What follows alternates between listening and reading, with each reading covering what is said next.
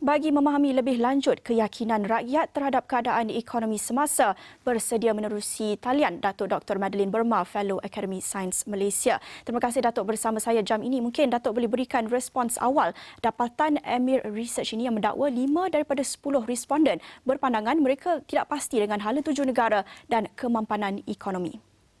Okey, terima kasih kerana menjemput saya. Okey, ingin saya jelaskan ini adalah apa yang kita nak bincang hari ini ialah yang bersifat poll Poll ini lebih bersifat pandangan pandangan umum terhadap sesuatu isu yang dibangkitkan. Maka biasanya kajian ini dilakukan kalau kita lihat Emir Poll ni yang kita bincang hari ini ialah yang untuk kuartal keempat tahun 2020 ataupun suku keempat tahun 2020, maknanya tahun lepas apa yang saya dapati bila saya meneliti sikit sebanyak tentang hasil kajian ini hasil kajian ini menunjukkan apa yang disebut tadi ada penurunan kurangnya keyakinan rakyat terhadap keupayaan ataupun hala yang pertama tadi ada disebut tentang hala tuju negara the country's future direction is on the right track. Ramai yang ada yang sebenarnya hampir separuh 45% kalau tak silap saya yang mereka tu tak pasti ketidakpastian ini 45% tapi ada juga yang mengatakan mereka ini merasakan bahawa hala tuju negara ini tidak pada landasan yang betul.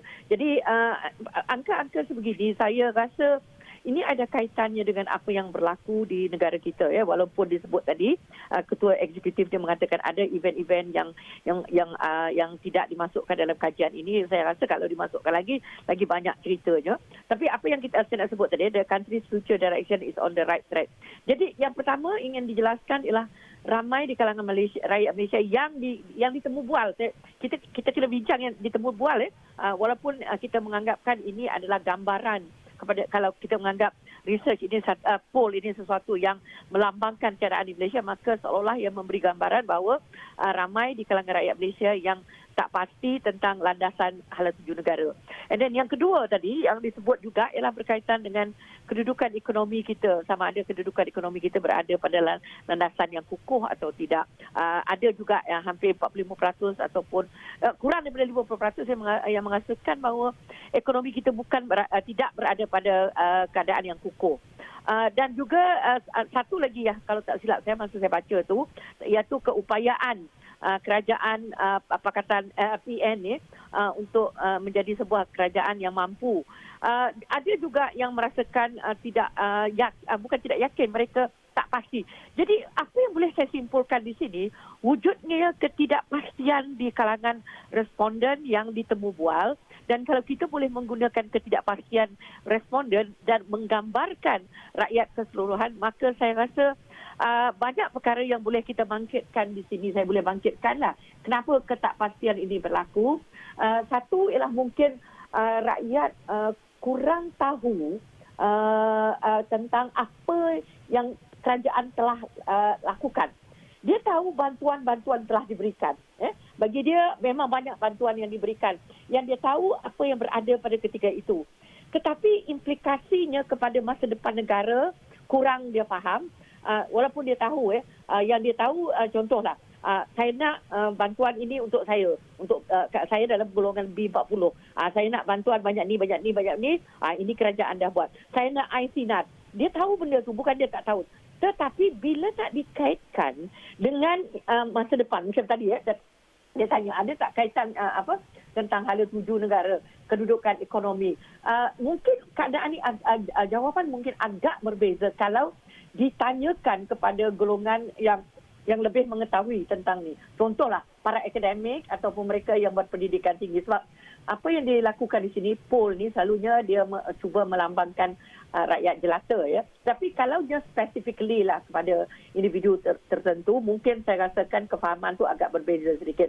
Tapi kalau kita lihat ramai yang kata tak pasti, not sure. Istilahnya ialah not sure dan satu lagi yang saya itu dari segi ekonomi. Jadi saya mengharapkan mungkin apa yang boleh dilakukan ialah mungkin kerajaan perlu juga selain daripada hanya menyampaikan bantuan-bantuan itu, mungkin ada tingkatkan mungkin sikit kefahaman kepada masyarakat supaya okey, dengan adanya bantuan ini apa yang akan berlaku.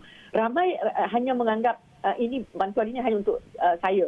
Tetapi dia tidak boleh kaitkan dia dengan ekonomi lebih besar. Okey, satu lagi ialah berkaitan dengan keupayaan kerajaan untuk menyelesaikan masalah ini.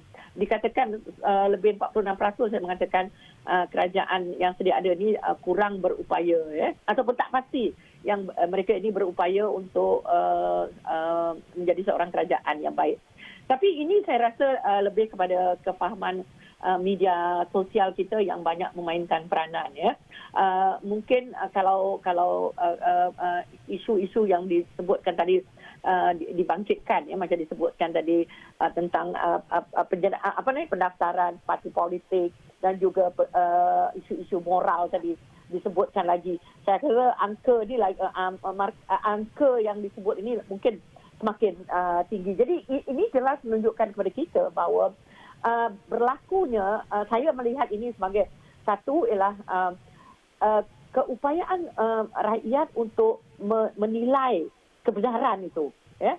Di sini timbulnya apa yang kita gelarkan, ada kalanya media sosial ini lebih berpengaruh daripada media yang kita biasa dengar, ya, yang kita kata yang agensi kerajaan ataupun jabatan kerajaan dalam usaha mereka.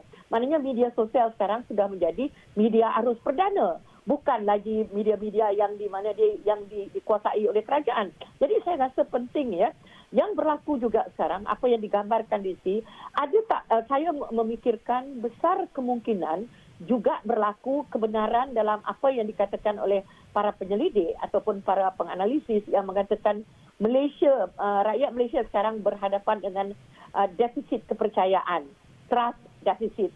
Mereka dah tak tahu siapa yang nak dipercayai. Jadi itu yang menyebabkan ada kalanya mereka tidak tahu siapa yang nak mereka percaya. Itu yang menyebabkan not sure dalam ataupun tak pasti bila ditanya. Itu respon saya untuk yang pertama ni dulu. Ya, secara ringkas, Datuk banyak menekankan terhadap aspek pemahaman orang ramai terhadap bantuan. Jadi ini tinjauan pada suku keempat tahun 2020. Kita nak lihat pada tahun ini, apa agaknya jangkaan Datuk sendiri. Kita lihat beberapa pakej telah pun diumumkan. Pakej permai, bantuan 5 Mai baru-baru ini. Adakah ini cukup untuk melonjakkan semula keyakinan rakyat dan adakah kerajaan mungkin meningkatkan juga aspek pemahaman itu? Apa jangkaan Datuk untuk suku pertama tahun ini pula? Okey, kalau kita nak fikir, sebab kajian ini tadi dilakukan pada kuartal keempat ataupun suku keempat. Maknanya dia sampai Disember tahun lepas tau.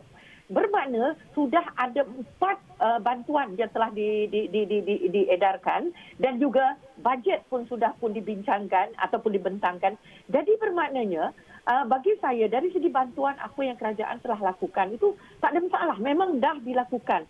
Yang cuma mungkin, ya, kalau kita lihat, kalau saya gunakan poll ini sebagai gambaran kefahaman masyarakat, jadi di situ saya mula memikirkan mungkin kefahaman itu kurang, ya. Kefahaman itu mungkin satu, macam saya katakan tadi, mereka kurang tahu hubung kait antara benda ni dengan soalan yang bagaimana benda ini boleh mengubah landscape ekonomi secara keseluruhan. Sebab soalan ini ialah berkaitan dengan hala tuju ekonomi negara.